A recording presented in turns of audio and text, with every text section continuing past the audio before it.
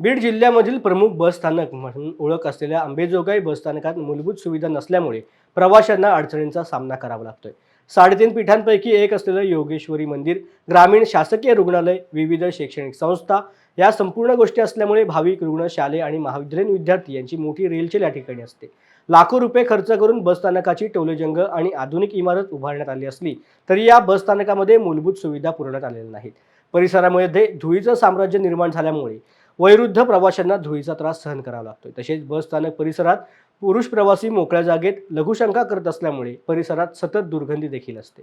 मी सालमोठे विलास सोलापूरहून आलेलो आहे. मी माझ्या कामानिमित्त आलो होतो, तसंच दर्शनानिमित्त मंदिराला जाऊन आलेलो आहे. तर इथं बसस्टँडला जेव्हा आलो मी तर बसस्टँडची अवस्था फार विचित्र झालेली दिसली मला. बस आली की सगळीकडे अशी धूळ पसरते. सर्व अक्षरशः आमचे कपडे वगैरे लगेच सगळं खराब झालं त्या धुळींमुळे वगैरे. तरी थोडं व्यवस्थित व्हावं अशी आमची इच्छा आहे, अशी अपेक्षा आहे. आम्ही लांबून येतो तर चांगलं असावं बसस्टँड वगैरे असं. साधारण कधीपासून तुम्ही बस प्रवास करताय?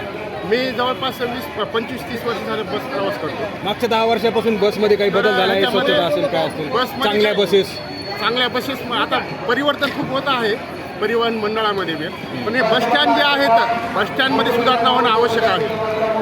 बसस्टँडची अवस्था फार विचित्र झालेली आहे सगळीकडची.